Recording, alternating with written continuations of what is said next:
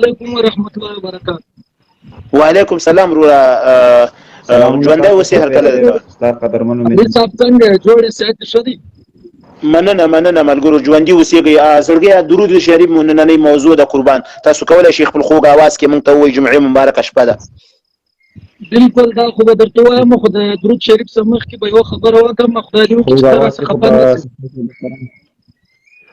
اول درود شریف ووایه بیا نورې خبرې وکړه. صحیح دی ځه وایم ضرور درته وایم چې ته چې شی وغواړې هغه درته وایم، خو درود شریف راته ووایه.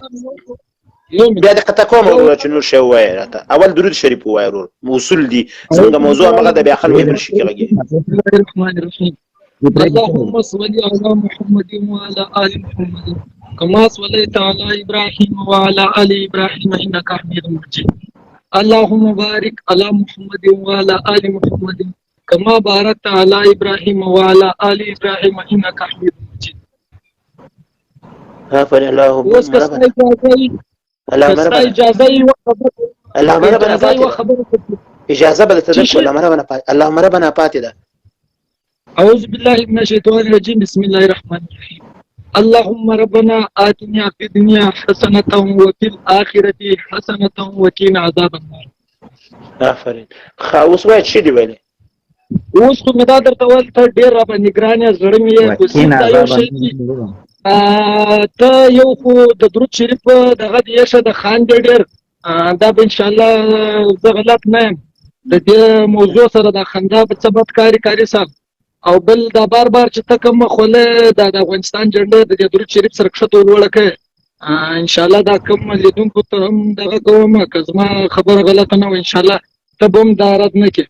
نو زما ستاسو دا خواست دی څنګه وکړم دا بیرغ څنګه کوم ده، یعنې ستا د نظره څنګه کوم دا بیرغ چې راپوم ښه کوم موضوع یې ښه ده، دا د اسلام په حواله ته یې ښه ده. او ته د اسلام بیرغ په کار نن د اسلام بیرغ دی چې ته شاو مخته کې یا پورته کښته کې، اوس دا زموږ ملي بیرغ دی، په دې کې هېڅ کوم ستونزه نشته. خو به هر حال نن موضوع نه ده. وروره دا راته ووایه چې آیا رسول الله صلی الله علیه وسلم چې په کوم بله ټوټه کې کلمه لیکل شوې وه هلته وه هغې راکښته کړې ده تر اوسه پورې چې دا کښته کړي چې دا په بل رنګ ده؟ نه بالکل نه ده کښته کړې. دا خبره خو صحیح ده. اوس صحابو کښته کړې، صحابو کښته کړې. صبر خو وکړه نو ستا به دې خوله کې کلمه سته؟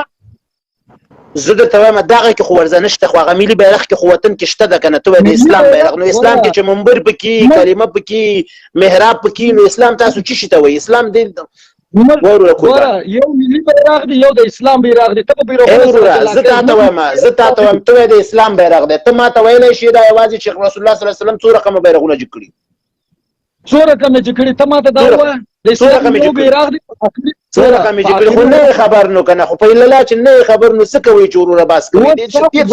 کومه مړۍ چې د خولې کې نه ځایږي هغې پسې مه زوره کې وه قربان، خو چې نه پوهېږي نو څه یې کوې نو؟ ګوره ته چا ته وارم نه ورکوې. زه تېر شه وروره دغه بحث در سره نه کوم. اوس زړګیه که چېرته ګوره وروره دې کې کلمه ده د ملي بیرغ مو دی وطن، هر سړی پرې خوشحالېږي. که ته پرې خوشحالېږي خوشحاله شه، که خفه کېږي موږ به لاکه وروره لاړ شه بل ځای کې ګرځه که نه.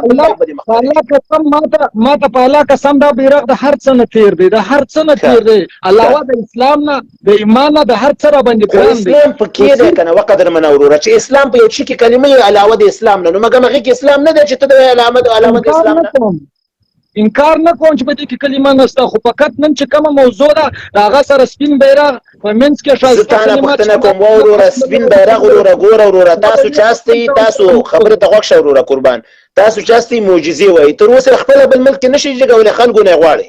دا نو خبره ده وروره چې ته ساده خبره کوې وروره، ته د خپل ځان سره سوچ وکړه. تاسو خپله تاسو په امریکا کې خپل بیرغ شئ جګولی؟ په کوم ځای کې؟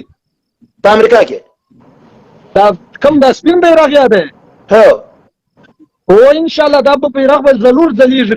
جګولی خو اوس نه شئ که نه وروره، ضرور وروسته خو د خدای جګ کړي موږ غواړو چې جګ شي، ځکه چې کلمه ده پکې چې ولمبېږي لا پرې خوشحاله یو. ځکه زه تا ته وایم اوس به خپله نه شئ که نه، نو چې خپله اوس نه شئ څنګه نو په موږ کوئ؟ ظلم نه کوئ؟ کاري صاحب زه د دې بیرغ سره اختلاف نه لرم، دا زموږ زړه دی. دا خو دغه د اختلاف دی چې راغلی وي ته بیرغ مخته چې یو څه شي کې کلمه یې خو دا ستا اختلاف دی که نه چې کلمه ده ته وایې کلمه اسلامي بیرغ وقدر منه چې یو څه شي کې کلمه یې زه تا ته وایم ته په سره ټوټه کې کلمه ولیکه هلته هغې کې څه فرق دی؟ کلمه ټوټې سره د رنګ فرق دی هغه دی. بالکل نو بیا یو شی دی خو کلمه ده پکې نو زما زه ته خبره وکړه